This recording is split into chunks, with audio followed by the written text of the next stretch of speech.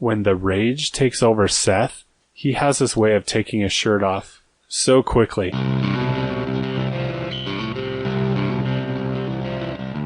Welcome to Tales from the Ditch podcast, starring Seth, Sean, and Mike Gringelbert. Mike, what brings you here today? Standoffish, I see, huh? From the start, we gotta do this. This is how we're gonna act. All right. Well, Seth, you and I are here today. We actually have no guest. Mike was made up. It's been a while since we've had no guest. And now here we are, just the two of us, you and I. Don't you dare. What is the time you've made someone most angry playing video games? Oh, that's a great question. At Kingskate, seems like a lot of our stories about Kingskate Country. They had a Street Fighter II Turbo arcade game. I always liked to play with Dalsim because he had reach, and I appreciated that. But this one time I played with Ryu, or Rue, as some people pronounce it. Bahuna Mamut. And I just did the crouch low kick thing the whole time, beat the game. Are you serious? Or? I'm totally serious. Okay. And people were so mad. They were like, this is no way to fight. This isn't sportsmanship. I was like, hey, whatever wins, wins. The only rules in a fight is what's physically possible. I don't understand the whole fair fighting. That's for people who were always bigger than everyone or never had to really fight. What was your time? So, Chrono Trigger. Oh, yes. Tom, our friend Tom said, hey, look, after you beat the game, you can start over with, like, your same levels. So I said, well, what's this portal? He goes, oh, that sends you right to the last boss, but you can't beat him now because you don't have the gear. I was like, but you're level 99. He's like, yeah. If you beat the game, you start over with, like, that HP, everything. So I went to a store there in the village. All right, for those of you who haven't played RPG, just hold on tight. So I bought, like, a sword and stuff. And some potions. And I just went in and started fighting the last boss at the very beginning. And he's like, you're not going to do this. You can't do it. And I finally beat him and said, you've unlocked the hardest, like, ending to do. Yeah. And he was so mad at me. Tom was so angry because we literally sat there, I think it was about 3 hours. And you were just, you didn't have any magic or any special abilities. It was just you, Chrono, against Lavos. And you would just attack. And then he would hit you. And then you would heal. Attack, he would hit you and heal, and you just kept doing that for 3 hours. And what I did was, right before I went in the portal, then I tried, hey, if I talk to this character, they join my party real quick. So I did have at least 2 people. But I found little things as I kept going, what if I add this? What if I add this? Yeah. And he was so incensed. He was pretty angry. I think the only other time I can think of that people were that mad was when we would play Halo and you would have pistols on Hang 'em High. And somehow you could hit people from across the map with a handgun. And it was as good as a sniper rifle in that game. I don't understand it. They started making it weaker later on.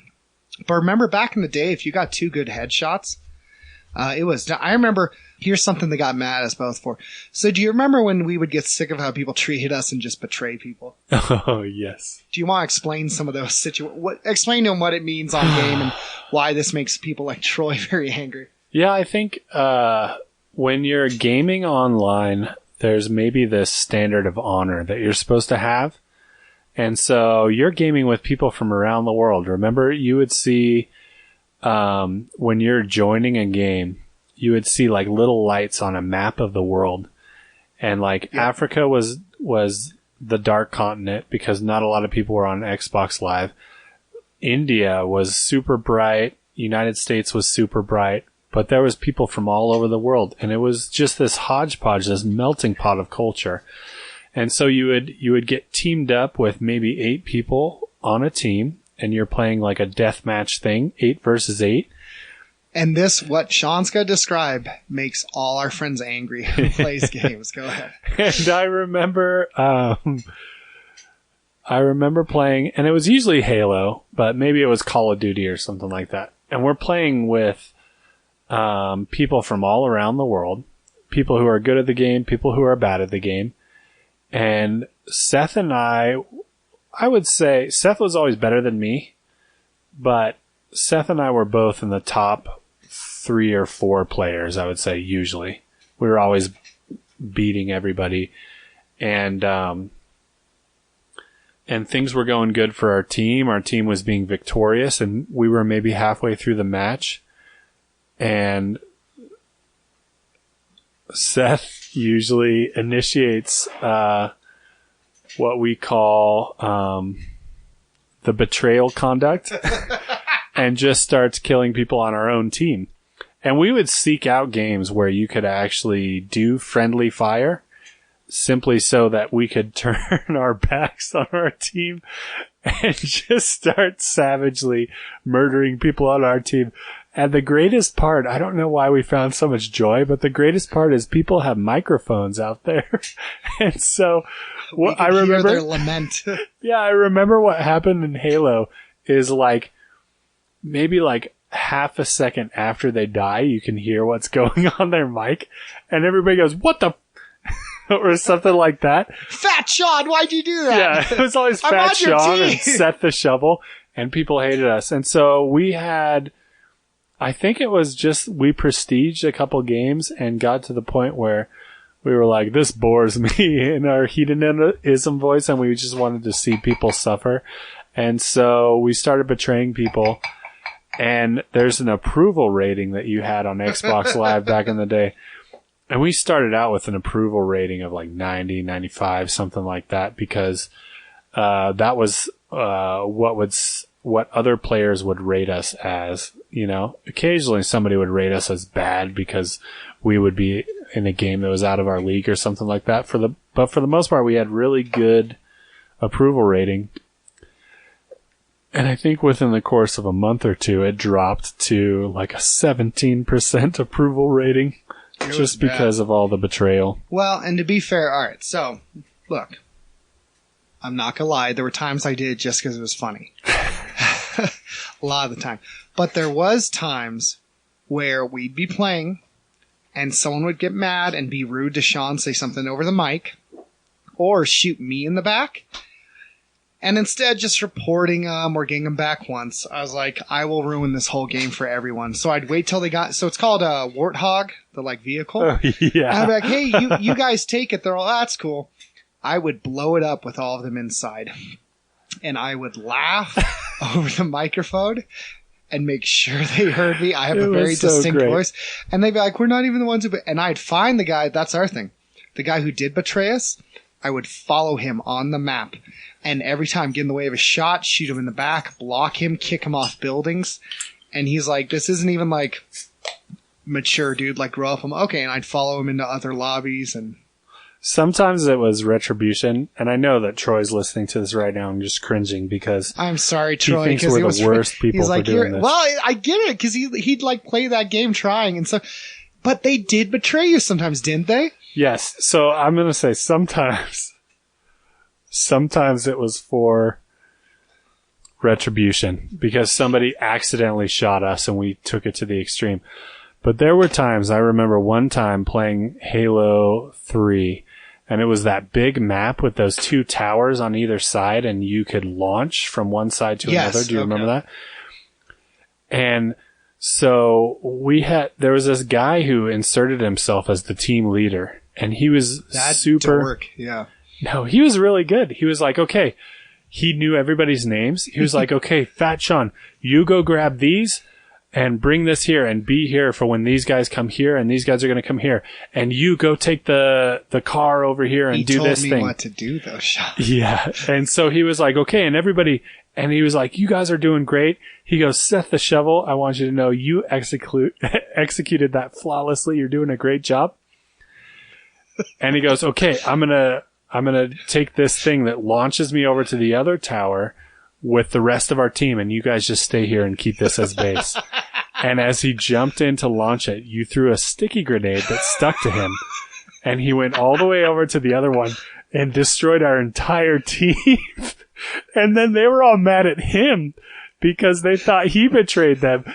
And we said, And we started getting on the mic. We didn't get the mic out often, but when we did, it was for special occasions. We got the mic out really quick and we just said, yeah, I don't know what his name was. It was like, what's your problem, dude? We were like, dude, I can't believe you killed the entire team. And then we kept just toying with him just to see if he would break. All right. So this sounds so bad. I love Call of Duty and Halo, but there's something about when someone takes it so seriously and you're just bored and bringing chaos and just destroying everything. Being the Joker. And hearing them get so mad and hearing these 14-year-old kids screaming at you in Korean. And it just, there's just something about it. Those are the days. I agree.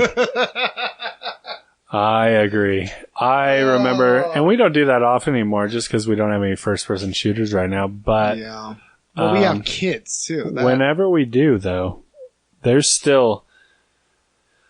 I really do believe, you know that movie Signs, M. Night Shyamalan movie, where it's like there's aliens and all kinds of stuff. And water. And baseball player. And in the end, it turns out to all be the providence of God.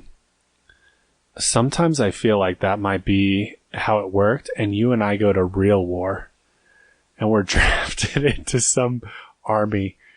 And at some point, the king that commands us is no longer suitable to be king or whatever it is. And you and I will look at each other and we'll say Betrayal Protocol. And then all of a sudden, the tides have changed for the Ruskies. And I will be known as the king killer. Because I struck him down. No, all right. That's right. So here's an interesting thing. Because we've always talked about that. Sometimes pastors will go like, oh, it's fine to watch sports. That's all cool. But video games are like, you're wasting time. And I even like sports. I'm going to preface this. I do. I've played them. I like them. To be like, dude, if you want to watch guys in colorful costumes throw a leather ball around, that's cool. But playing with your friend for an hour, I'm not talking about being addicted, but playing with your friend for an hour on a fun like game, that's a waste of time. I'm like, so you can watch a game for 4 hours, ignore your family, which not everyone does that, but some of these guys do. Where literally the game, it doesn't, yeah, they're learning teamwork. You're not. You're on the couch. Right. But think of it like baseball. I love watching baseball. I love baseball. But they go, hey, I can take this one stick and hit this piece of material farther than you can. We're like, yes, give him millions of dollars. Right. But video games, we go, that's worthless. It's crazy to me. I think it's ridiculous. Yeah, one thing is crazy is like how much sports players get paid. Now I understand. I've been told that the thing is they're going up against a lot of injury, maybe a lot of lawsuits, a lot of they have a short career span, so they have to make a lot of money. Yeah, all of that stuff. But still, they're getting paid millions of dollars for playing a game. That's kind of crazy.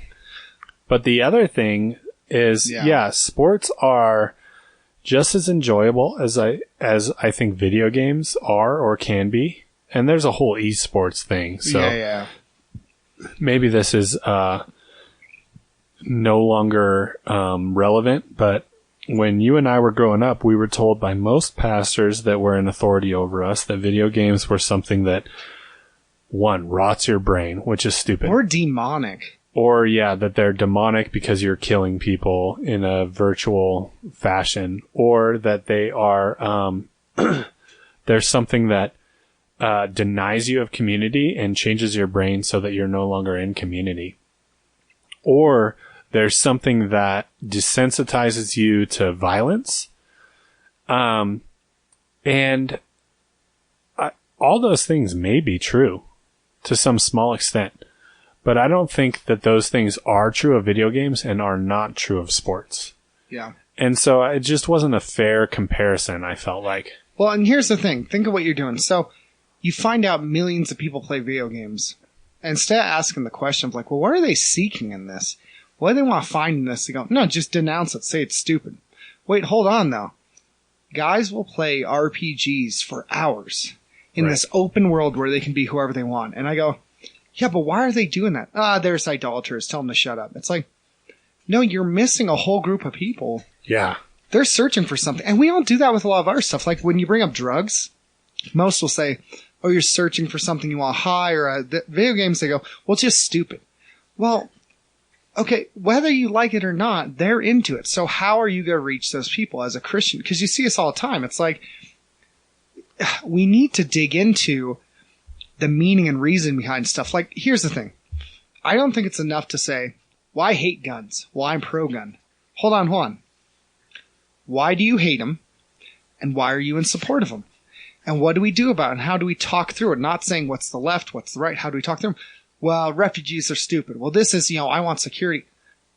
Okay, but why? Instead, we just go, no, denounce or support. No, like, how do you talk to the person? Like, I see Jesus talking to a woman at the well and asking, like, oh, yeah, well, do you want the water of life? Oh, yeah, I wish I could have the water of eternal life. But video games, same thing. You have an opportunity to say, okay, why are they willing to use, like, what is it? Is it Skyrim? Is that how you say it? Mm-hmm. Why are you willing to do hundreds of hours in this game? And here's what you just hear. Well, they're a loser. Well, they're irresponsible. Okay, right. Well, great. So he's already been told that. What are you going to do? But how are you going to speak to that person?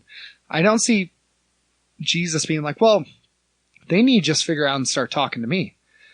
I see him literally knowing the heart of people of like, well, this is what you're really after. This is what you're really looking. So I think we need to take things like video games, like sports, like this. I can talk about the absurdity of sports, but I have had conversations with people who go, okay, well, when I used to play it, watching it gives me that feeling again. Yeah. Or I love a team that I support and I've emotionally invested in all season. Seeing them like, are they going to make it? Understanding it, as opposed to we think... And this is the issue I had sometimes with MacArthur. It's, no, we just need to know what's the stuff we denounce, what's the stuff we support. As opposed to, no. What are they trying to get? Like, here's the dumb answer you hear all the time. Why do men look at porn? Oh, they're perverts. Well, people are perverts, but why are they willing to ruin a marriage over that? So same thing. What's so important about it? What's so important? So why aren't we with video games? We go, billions of people play this? We don't need to know why. Just tell them they're stupid. Tell them they're sinning. And it's like, no. And here's the thing. You can come home. I've seen this.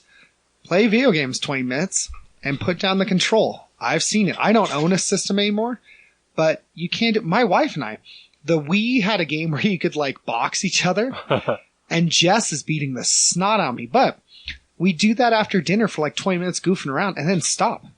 That was when we didn't have kids, of course, but it's like, why is there no, see, that's our logic is denounce or support versus no, hold on.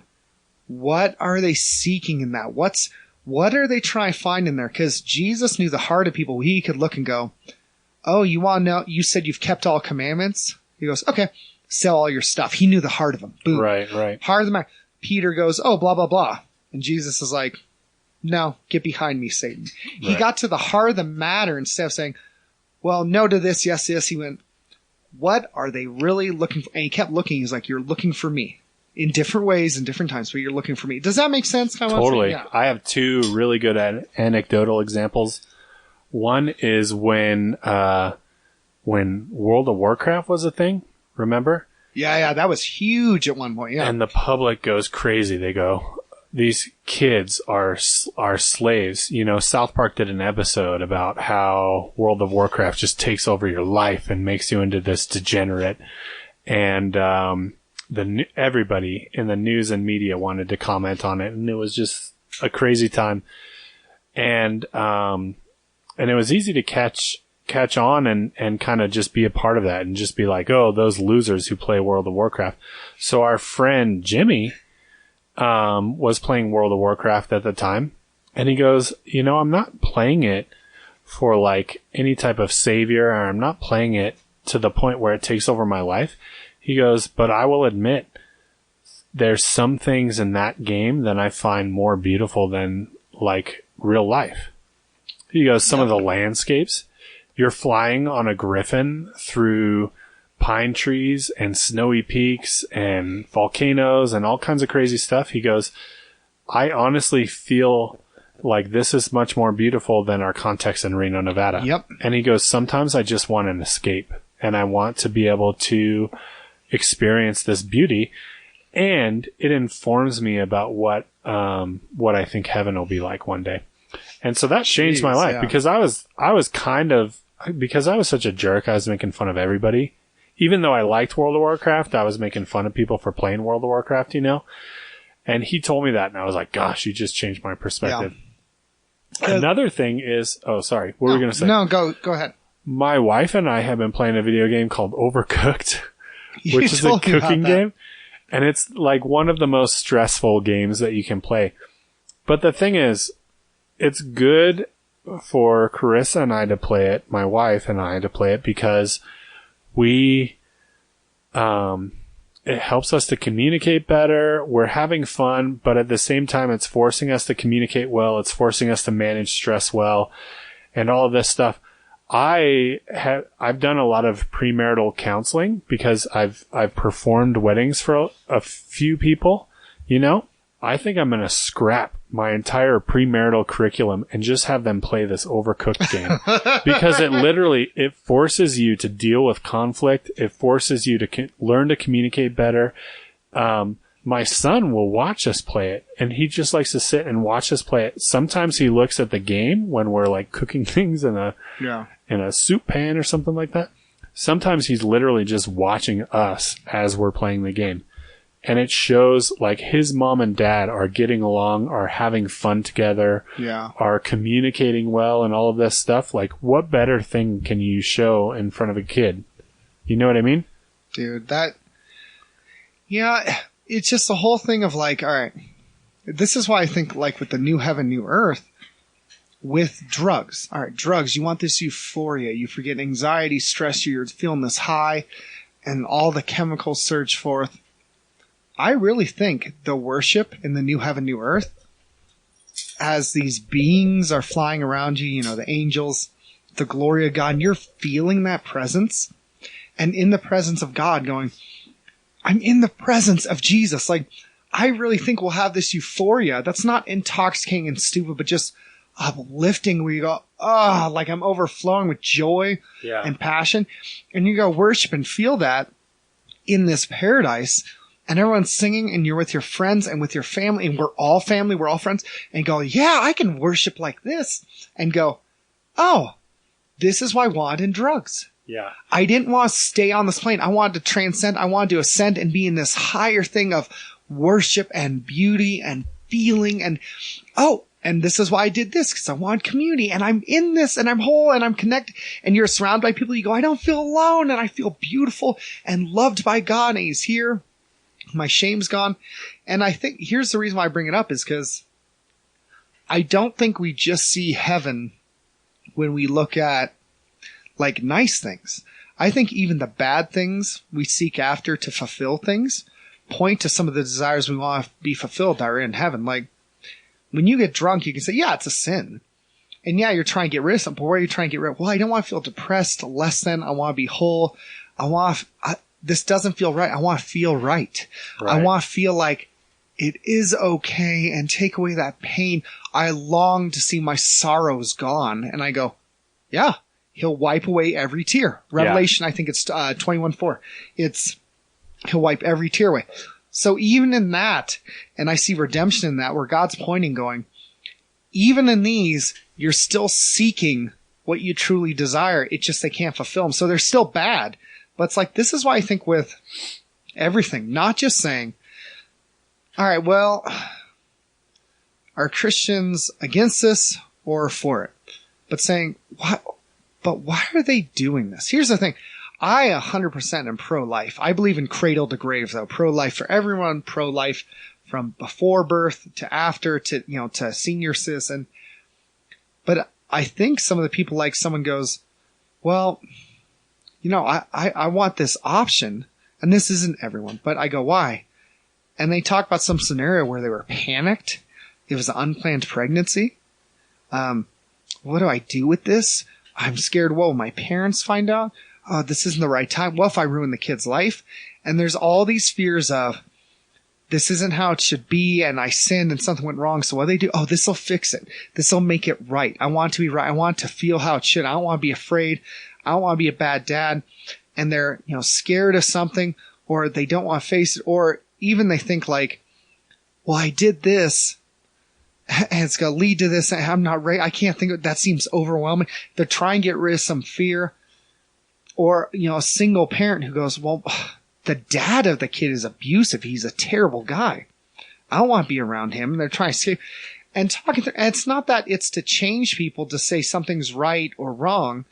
And I still have my stance, but that I can speak to that and talk to a single mom and say, tell you what if, and really, like, I get, because I've had friends who have had abortions, like, what if we'll let you stay at our house and we'll try to, talk to police about this guy or try to get this or talk to lawyers and I'm not saying we can make it a perfect world, but of really saying, like, how do we speak to what's going on? They go, well, why does that matter? Because they're a human. There's something they're doing it for a reason.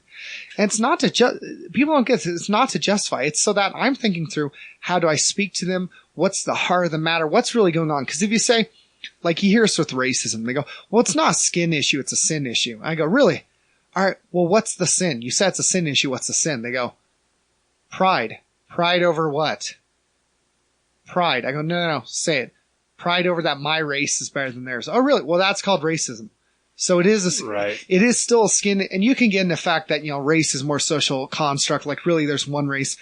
We really should say, different ethnicities, but, that's Cornell West. That's getting other stuff. But still, it's, you're making these things so simple instead of saying, yeah, of course, everything's a sin issue, but what's the sin?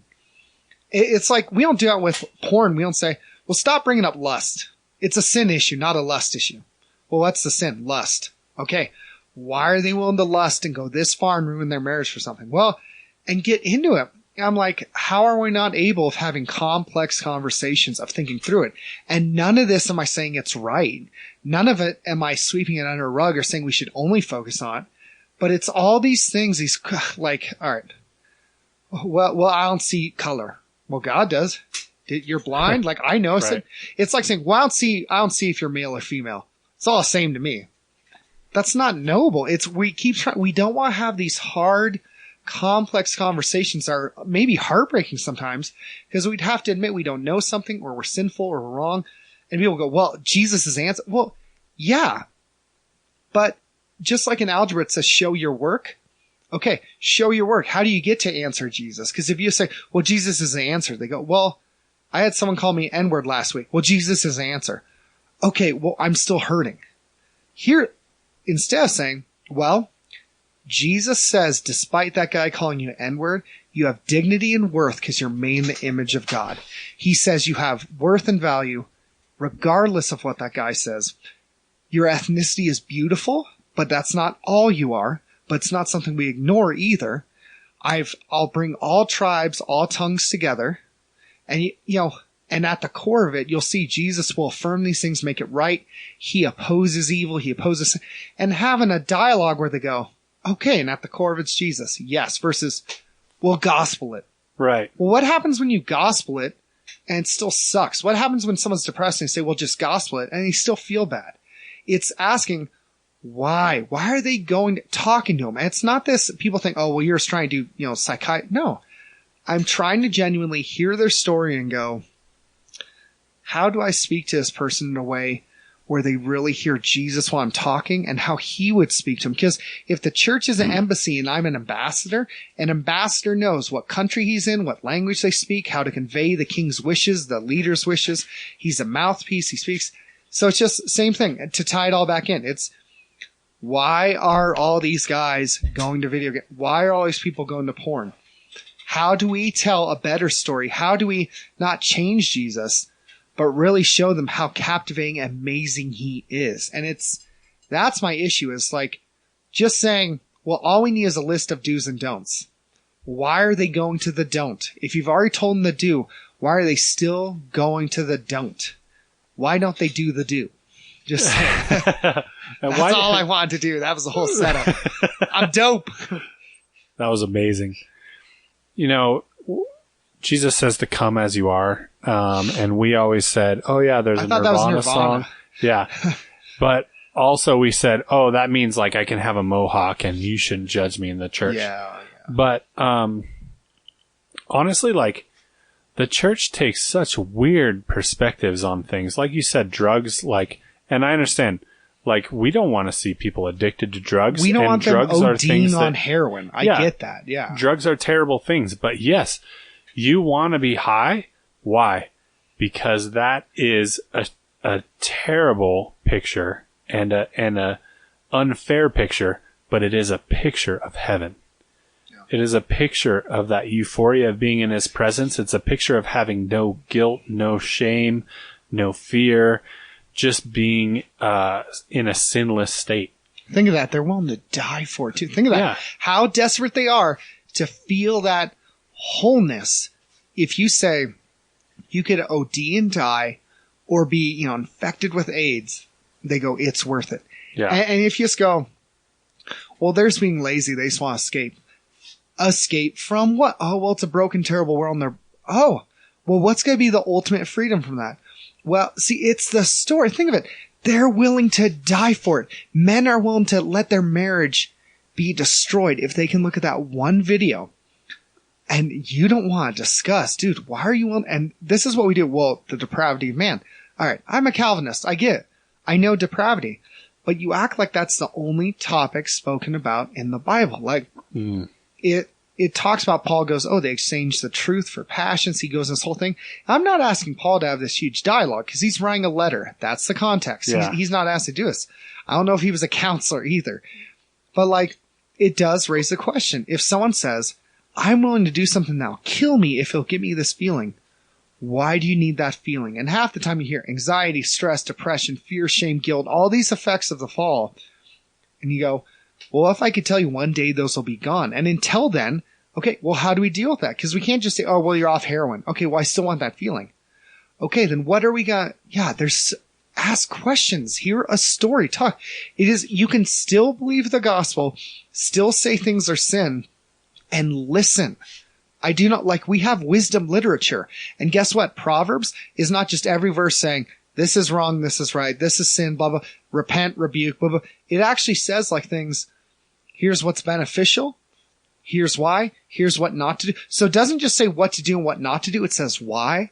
It says some things are interesting of this is what it'll lead to. It says, when people do this, this is where it takes them. We have wisdom literature. We have, I don't know. Here's, I just thought of this great example. We were talking about, there's a Mr. Rogers documentary coming out. Yes, I'm ready. My body is ready.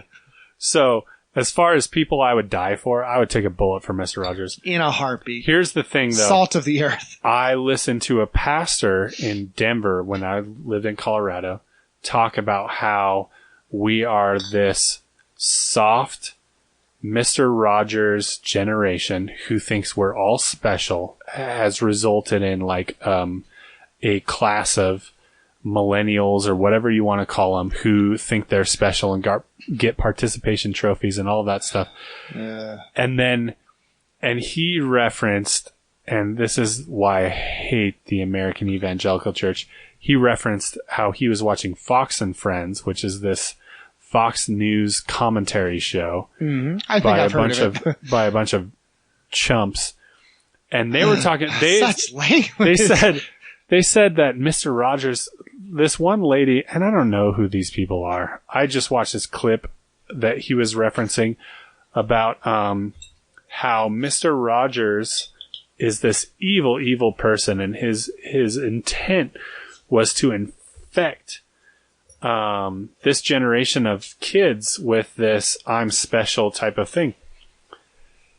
And it just disgusts me. And I think the quote, Greg, can you pull up the clip? We need the dang clip. Greg. But I'm pretty sure the quote, listeners, you can look it up.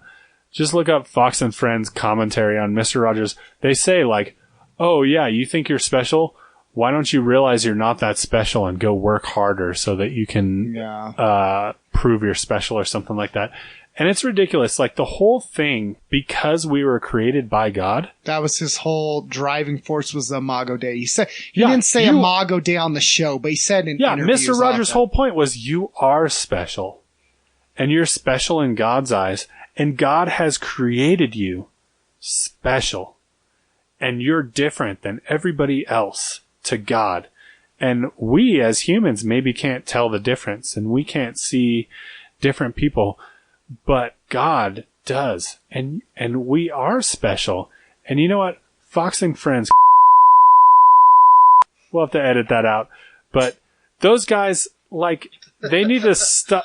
It makes me so furious because they're talking about this guy who I thought communicated on secular government paid for television. He communicated so well the Imago Dei, and the importance of love and the importance of understanding that people are created in the image of God was like his number one thing he was trying to communicate on every episode.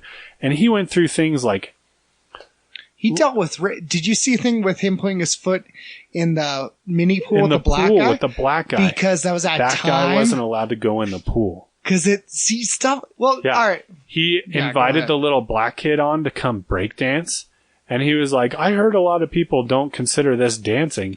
He goes, "But I sure think it's a whale of a time," or something like that. He was dancing he was like I do. Yeah, exactly. He was great. I love that guy. But my point is this: like, why do we have to take this stance that says, how dare people assume they're special, and maybe because they think they're special, not be good economic contributors to society? Because that's what it's all about. Yeah. Actually, here's maybe a tale. Does this grind your gears? This grinds my gears. Do you remember the year we lived in those apartments over on West 6th Street? And I remember. Yes, my house. Someone kicked in the door, which, AKA, that was some of my friends. I found out. Well, they weren't my friends at the time. Not at the time. Yeah. I ran a landscaping. I had my own small business for about 9 months. I thought it was 15 years. That's what it felt like.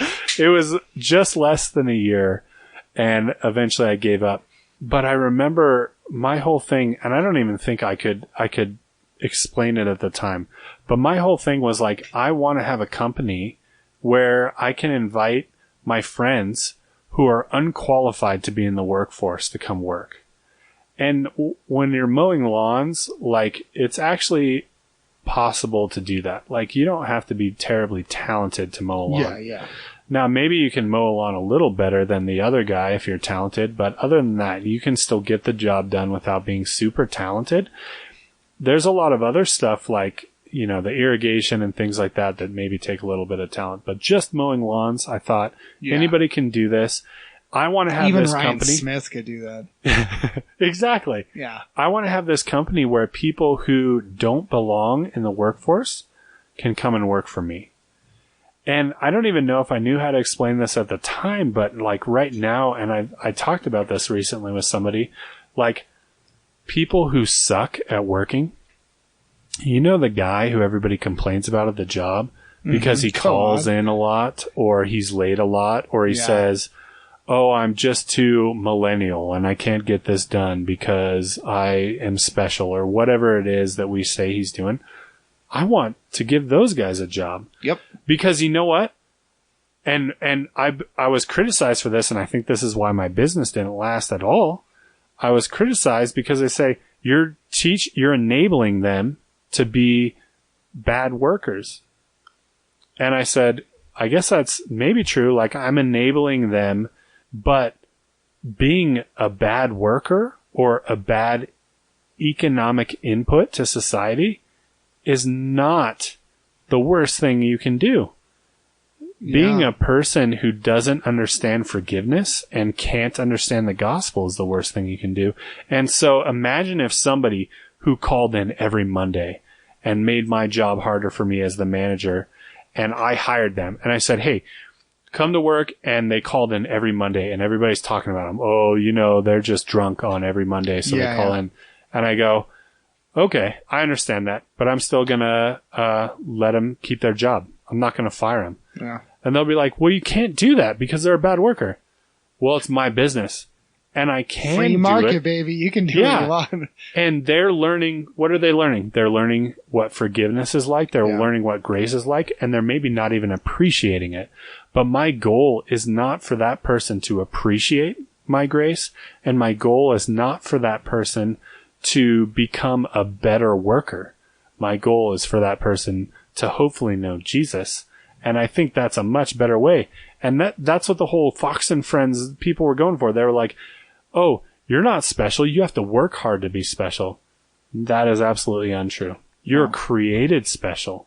Maybe according to cultural standards, you have to work hard to be special, but not according to God's standards. And God wants you just the way you are because he created you that way. And he wants you to be that way. And guess what? If that means like somebody who's lazy and looks at their phone a lot and isn't what you would call the model worker, is that way, maybe God created them to be that way. Maybe God didn't create them to be the, if you're not there 5 minutes early or late, super hard worker of the 60s that my grandpa told me how important it was to be. Well, here's the thing. All right. And this, the kryptonite of America is nuance. The creation is special because of the creator. We're not saying outside of God, you know, we have everything ties back to him. It's because of whose image you're made in. That's why we're saying you have value. Because people think, oh, you just want to say some generic thing. No. I get people are depraved. We sin. We make mistakes. We do horrible things. But it says we're made in his image. And this is why murder is such a tragedy and so evil. You're taking something that reflects, even if it's broken, even the smallest fraction of eternity, and destroying it. This is why people, I thought, with abortion, we went, even before they've done anything to contribute to society, it's evil to take their life because the unborn reflects God's image. That's why I thought. And the thing is, Mr. Rogers was informed as a Presbyterian by the Imago Dei. He said in interviews, he said, that's my main thing. He didn't go into depravity in some thesis, but he was on some public television show. And the thing is this, people go, what about depravity? I get it, but that's not the only topic. I can look at someone and say, yeah, they sin, but that's not all they are. As if, especially Christians, I'll see someone become a Christian, they go, why aren't you just talking about depravity? I go, so even after you become a Christian, that's all there is to you? God looks at you and goes, all I see is sin. All you are is depraved, worthless. Like, yeah, Paul says, you know, I'm the chief of all sinners. They go, ha. I'm like, dude, that is one verse. It also says, whatever is good, whatever is true, you know, to dwell on the things of above. We don't dwell on the things of above. We go, well, it's this contest to be like, well, no, I'm a really bad, well, no, look how much I know of my depravity. Like, I know my depravity. But this whole bragging of like, well, I'm going to see I'm a worm. Well, I'm going to see I'm worthless. And it's like, I'm like, dude, it's not even holy anymore. It's self-deprecating. It's you bragging about where you are, of how terrible you are. I get it. You're terrible. God still designed humans, and before the fall said it is good. And when the fall happened, it's not like he said, all I see is sin now. He still saw the creation that one day he'll consummate in the end, saying, this is what, you know, I had planned all along to redeem them, to bring them to me. It's like he didn't look at Adam and go, I don't care about you. Who cares? You're a piece of scum. And yet we're so hardcore on that. And it's really a reform thing I see where it's like we have to focus on it. I go, we really can't have more than one conversation. I can't discuss this. I can't say, yeah, I can say people sin, but still see that's not the core of them. Like, that's a corruption of what they are. That's sin comes in and takes and twists things in us. Satan isn't a creator. And yet you think depravity is so big that it's overtaken everything. There's nothing. No, there's total depravity and there's utter depravity. Utter depravity is there's no good whatsoever. If you believe in common grace, see, this is reading more than one theologian. There is still good God does through us. Yeah, and I think Mr. Rogers hit on, and I'm not telling people to be special to enable them. I'm trying to show them, no, you're special because of who created you. And bring them back. It's all, whenever I do it, it's the time back to God. It's to bring it back to that. They're mad at the self-help, secular, just be positive, you're not accountable for anything. All right, well then make the distinction. There is beauty in what God's made. He's got to redeem it. We act as if we're all pieces of total garbage, not capable of anything. But then heaven comes and we're great. God is doing things. It's like Spurgeon had sin. Charles Spurgeon, great preacher, had sin. He still took God God had value in him. I'm sorry, if God values you, I call it pretty special. Anything God values, that's pretty special. It's not the distinguish it. It's not the secular self-help of, oh, just believe in yourself. It's no, you're a special creation because of who the creator is. That's what. Yeah. It's dangerous also to think that you can work to be more special. In the United States, and this may exist other places, but I don't know for sure because I haven't been there. At some point, we mixed up our value as members of the kingdom of God with our value as members who contribute to American society. But the problem is that value is set by God, not by us or not by them even. It's frustrating. Like good thing. What are good things you can do? We were talking about this earlier, recycling, right? You say recycling is a good thing because you're protecting the planet or whatever. But what about the people who don't recycle? What about the people who use hairspray all day and they don't even use it on their hair? They just open a can of hairspray at the sky and spray it at the sky. Yeah. Is that person less special in God's eyes because they did that? Absolutely not. That's like everybody would say that's absolutely untrue. Isn't that interesting to go, you don't contribute economically to America, and that's enough to write him off. I go, that's all it took, really, like, to put that, because especially when everything's based on lies. Dude, do you remember, here, we were in the same class. Happy Columbus Day. Yeah, go ahead. Miss Martin's class in 5th grade. 5th, that's when they decided I wasn't disabled. Like they said in 4th grade or handicapped, they said I was brilliant. They put you in the talent academy? Yep. Do you remember her, Miss Martin? It wasn't Miss Martin, but it was somebody else came in and did it maybe. But they were talking about water conservation because Nevada was in a drought at the time. Go on. And she did this demonstration where she brushed her teeth and she left the water on. And then she put a bucket under the faucet. And so she turned the water on and the water was filling up this bucket. And meanwhile, she brushed her teeth. And then she finished brushing her teeth and turned the water off and showed us. It was like 3 gallons of water. Yep. And she says, that's water that was wasted because you didn't turn the water off while you're brushing your teeth. That is not true. That is not how it works. Because water doesn't go, it's not like the water disappears once it goes down your drain, right? Yeah. The water, remember the cycle? Water goes into the rivers and into the ocean eventually, and then it goes into the clouds, and then it comes back to the mountains and snowpack, and then it comes down from the snowpack into the rivers and lakes, and then out to the ocean again. Yeah. The water just changes states and comes back. So it's not like by that's a good point. Having the water on while you brush your teeth is affecting anything. And if you remember, we watch a show where it shows a pond next to our house, and there's one fish in the pond, and we're in the house brushing our teeth and leaving the water on, and the pond gets lower and lower and lower, and the fish is running out of room to swim. The fish no longer has the ability to swim because we took all the water. That's not how it works. And it's smoking. It has a Make America Great Again hat. Its factory job laid it off underwater. Exactly. Because we took its job. The fact of the matter is that by using that water while you're brushing your teeth, what are you actually doing?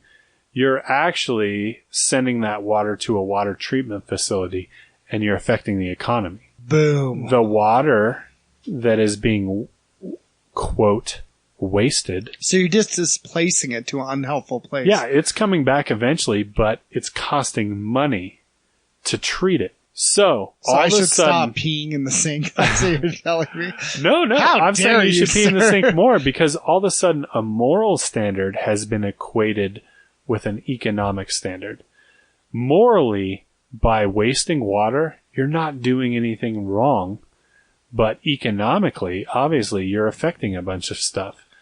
But the fact that those things were synonymous as we were raised in school, I think completely affects our identity. So we think we're being good people by recycling and turning the water off while we brush our teeth, which I don't, by the way. But that's not actually true. We're good people because God has declared that we're righteous through his work in Jesus Christ. Not because of how you recycle. So, question. All right. And the fish never ran out of water. Well, they all had people steal their gerbs. Take my germ! How obnoxious would that be if I swam underwater, took a fish's job, and said, I don't really need this button, and went up on land? You know what I do? You know how I hate copyright law and Yeah, everything? You know, you have these services, Pandora, Spotify, Last.fm.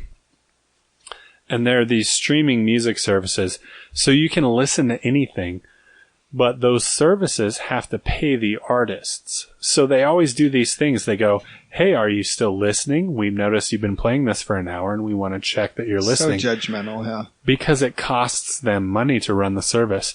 So I'll do like this sometimes during the day when I'm feeling spiteful.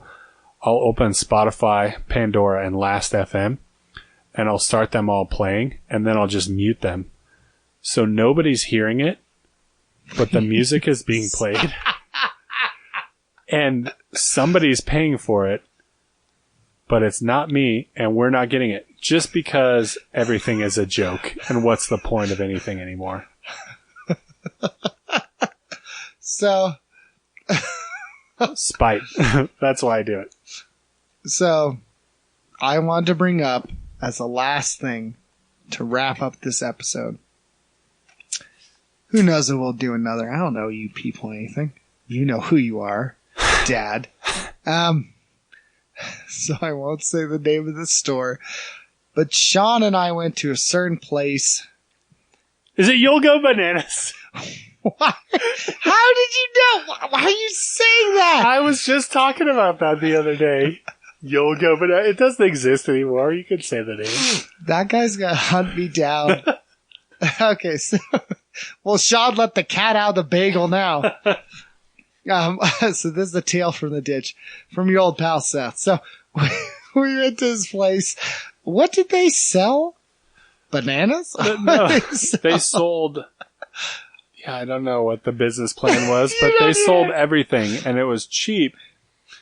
And they pack it. It was just basically this big flea market, but they put everything in banana boxes, which are about 2 by 3 feet, because you could get banana boxes for free, and they called the store You'll Go Bananas over the deals. My friend was the guy in the commercial dancing around. Really? I found that later. I didn't know that, yeah. No way. Okay, In the banana suit? So I was in a band with him. All right. So we go in this place. Anxiety is kicking up because I'm getting PTSD from thinking about it. We go in this place, and it was me, you, and our other friend with the mohawk, Chris. We go in. Oh, they also fashioned hallways and sections out of banana boxes, I should say. Don't justify what I did, because this is... So, we're walking down, I don't know what aisle it was. And I don't know, I thought this was good. I thought it was fun. I pushed Sean into an aisle, and it goes way worse than I thought. I mean, knocking over everything. A 12-foot tall wall of merchandise and banana boxes. So I go, man, this is bad. Like, I need to make a decision real quick. So I run out and leave Sean and Chris. I just want to fill people in. I know I always do this to you, but it was sections of banana boxes that were staggered in layers. So essentially, I went into this section and pushed it down because Seth pushed me into it. And the entire store came down like dominoes. Oh, gosh. I mean, the entire, I don't know, 8,000 square foot flea market. All of the walls came down. Do you know what it's like to destroy an empire, Sean? With one shot. Do you know what it's like to strike down an evil god? Yeah. So yeah, you ran out the second you pushed me. I went, okay, clearly we're all going to run out. So, no, I wasn't thinking about you guys. So I run to my car. No one followed me. And what happened in the store? I was still stuck in the boxes. Like, I was having trouble getting up. And Chris Peterson, or Chris, I don't know why I said his last name. It's on there now. Just say it. It's Chris helps me up, and he's like, "Are you okay, man?" And he's like being super nice, and he's helping me up. And like, he's pushing boxes off me so I can get up and stuff, and he stands me up. And then all of a sudden we hear from like across this huge flea market, we hear this guy go, "You punks!" Which was accurate because Chris had a mohawk, Seth had a mohawk. Yeah. I just looked pretty normal at the time, I think. And all of a sudden Chris and I were like, "Oh, What'd you we say? should probably get out of here." So we ran out of here, and this guy, he was a big guy. I think he was the owner of the store. At least he was the owner. He was the main guy on the commercial. He came out, and he started saying, "You punks! Like, why do you have to ruin everything that's good and holy?" And I was hiding behind my car. Seth was nowhere to be seen. And I said, "Hey, man, I really didn't mean to do that. My friend pushed me into it. He probably did mean to do that, but I didn't. So we should be cool."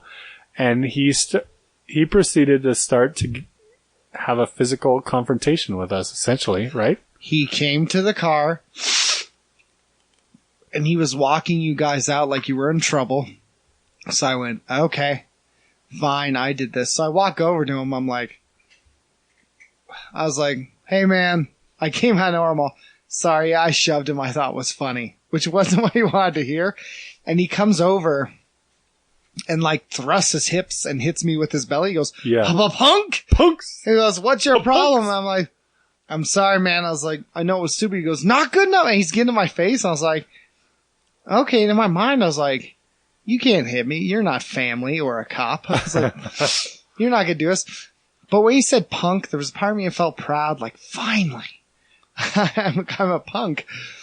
And, yeah, he yelled at me. He shoved me a few times, and they let us leave. And I was like, I don't have to pay for any of those banana boxes. I was like, that's crazy. Because he was like Donkey Kong or like Mario Kart, banana peels everywhere. He was crazy. He went was nuts. ready to beat It's hard to me explain down. this, but we were like 16, 17 I had my kids. car, so yeah.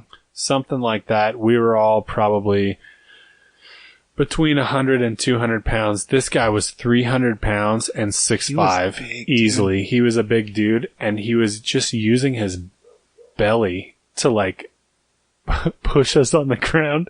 It's hard to explain it. No, you explained it well. Yeah. That maybe it wasn't that night, but in that area at Parklane Mall one night, I just wanted, this kind of wraps back to the beginning when we were talking about betraying people in video games. Mm-hmm.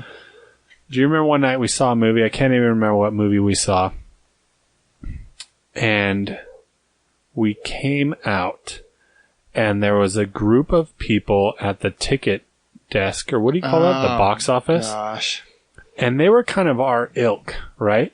They were kind of like our age. They kind of wore the same type of clothes we I know what wore. you're talking about. And they were very similar to us. And as you walk by a group like that, and you're dudes, I guess, you kind of give them a nod like, "I am also a dude. We have no beef with each other. We're wearing the same band shirt. It's all good," as you walk out. And then we heard the guy in the front of the line with this whole group of guys being super rude to the ticket taker, the box office worker, right? Oh, yeah. He was like being really mean to him and calling him an Racist idiot. even, yeah. And yeah, he was being racist because the ticket booth guy later. Yeah, go ahead. was black. And and I remember we heard them being super rude, and then we heard a certain word said, and I think Seth and I maybe looked at each other, or maybe we didn't even have to look at each other. Mark was there. And Mark was there, yeah. And we turned they did around. Something. They said something, or they threw a bottle They or threw something? a water bottle at Mark. That's right. And all of a sudden we said, okay, Betrayal Protocol. And what happened, and this happens, you need to know, like, we haven't explained this yet, but there was something that happens when the rage takes over Seth. He has this way of taking his shirt off so quickly. He reaches behind his head, behind his neck, grabs the back of his shirt, and just pulls it off, and all of a sudden it's gone. It's like a magic trick. It's amazing. I can't do it as fast these days. Not these days. Not these days. That was the days. Because they hug your curves a little Yeah. bit. But back in the day, I don't know. I still don't know how it was so easy for you to take your shirt off. Yeah. So whenever there was two reasons you took your shirt off. There was a girl around, or there was a fight about to happen. And I was like, they're not grabbing onto anything. It just felt so free. Exactly. Yeah. Isn't that what America's And all that makes about? sense. You don't want somebody to grab your shirt and pull you Yeah. down. So your shirt was off, and we were walking towards those guys, and I remember they go, "What's up?" They were like surprised. They were like, "Hey guys, like we're similar in demographic. What's up?" And Seth unloads, and I won't say the expletives here that he said, but he basically communicated in many more words. He said, "You should not be rude to that ticket taker." Because it will not end well for you. And you said, he is our people, and if you continue this, it will not end well for you. And they said, "Oh, what? 3 of you guys against 19 of us?" Yeah. How many was it? It was probably 8. It was like 5 or 6. Still 3 against 6. But they were like, "What are you going to do?" And all of a sudden, Seth does this thing where his neck gets thicker and his traps stick out, and he starts moving towards them. And it was kind of a blur, but there was not much physical altercation. I'll just say this. I think there was maybe a punch thrown by the opposing guys, or maybe a front or a jock at They us. tried to act like they were going to swing, and then got to a car, and one of the guys got out of the car and turned to me like, "Whoa, what? You coming after us?" And I picked up a rock. Yes. Because he was like, "What, you still?" And I picked up the rock. He goes, "Go, go, go, go, go." And they hop in the car. They hop in the car and they leave. But anyways, the moral of the story was they were like, "Dude, we didn't know you knew that guy in the box office." And we didn't. We didn't. That's the trick, people. That's the thing. We just don't like to see people who are in unfortunate situations getting picked on. And he was doing his job. He wasn't even being a jerk. He was trying to be being nice. super nice. Yeah. And they were rude to him. So this is what I'm saying is, it doesn't take but a second for us to turn our backs on you and do Betrayal Protocol. But sometimes it's for a good reason. King killer. That's right. Dethroner. Do you want, all right. So we don't know if we'll do something else, but hey, talesfromtheditch@gmail.com is the email. Thank you to all the supporters. We got cops. We got blue collar workers. We got doctors. We got so many people listening who I didn't think would. Seriously. Thank you to everyone except Ryan Smith. You're all awesome. Kirk Cameron, you got my email. I'll be hitting you up, homie. Sean, anything to say to our listeners? I think you said it all. We appreciate you listening. We still don't even understand I don't get why you listen to this. But we love that you do. Oh, thank you for whoever made the donation and bought us a beer. Yeah. Thank you for sending us your emails and sharing your perspectives with us that we've kind of talked about. And thank you for coming up to us during the week and telling us how much you like our podcast. It makes us feel really good. And that's it. Big ups to Brooklyn.